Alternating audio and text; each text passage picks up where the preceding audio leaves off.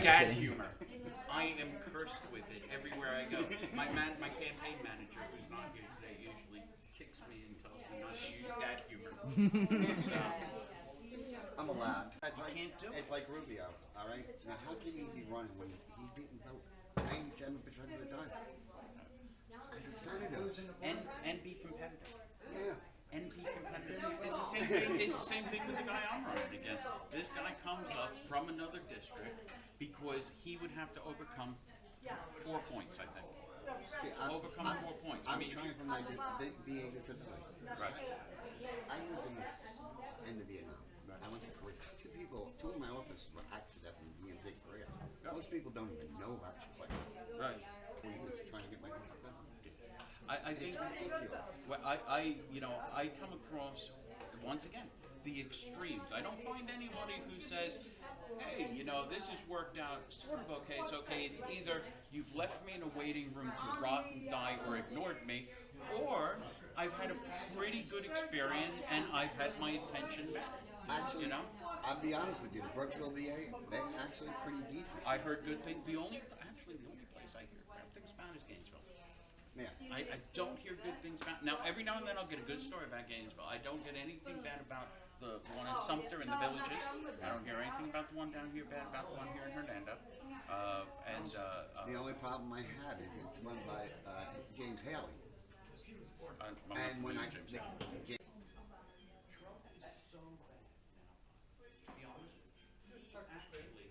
he takes no responsibility. He actually blames you for hearing him wrong now. Okay? He doesn't say things wrong. He can take no responsibility for anything. Even though everything he says is recorded.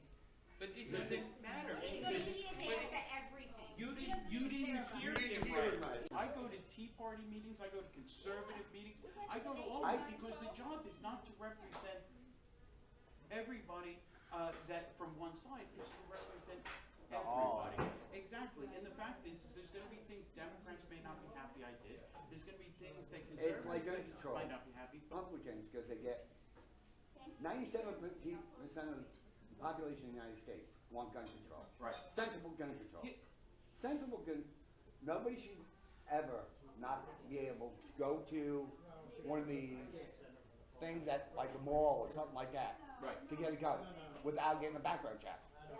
Here's the way I see it, okay, when it comes to this. And this is one of those things where sometimes Democrats and I actually will have a difference. Now, I am on one side. I believe I'm not a cafeteria constitutionalist. I believe in the whole thing. I believe there's a way to reinterpret it. Now, don't get me wrong, and I believe it's been interpreted wrongly. But here's the thing. We have a lot of laws on the books, okay, that we don't enforce. If I was a criminal and I went to go purchase a gun, and I lied on my application, and I turned it in, They don't check it in 3 days. No, let's say they do check it, and they say, sir, I'm not going to sell you a gun, okay? Let's say they do that, and I go down the street, and I do it again, and I do it again, and I do it again. You know, there's actually consequences to that, but we don't have the funding. We've had less than 1% increase in Homeland Security budget.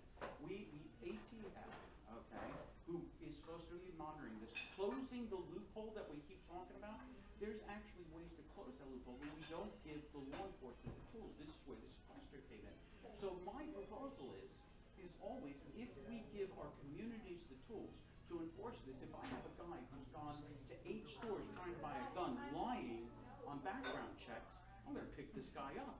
Yeah. Okay, there's no two ways about that.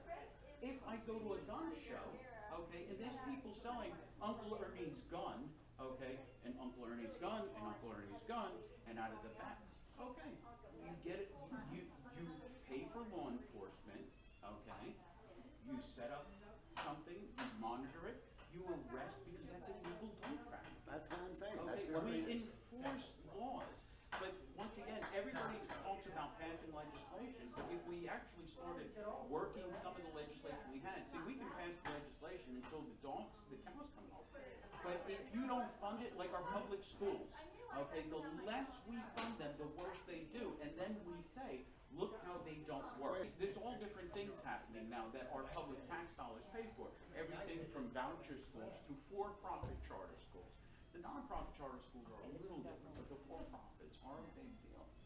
okay? And the things, because they get to handpick, they get the money for the year, okay, for that child, and then they don't have to answer to any curriculum, and they can remove that child. So when that child goes back to Public school, they already got paid for the whole year, and the So, public now, schools losing them. now, this is according to the teachers, there's some members of the teachers union, I have not followed up on all of that data to find out how factual it is, but I had some, who I would consider some very reliable sources, who work in and out of the school system, and I'm far more likely to believe them than I am going to believe a fellow politician, now that I am one. But hey, this is the thing, if we don't, it's true, there's a lot of waste and fraud, there's a lot of abuse Oh, going on. definitely.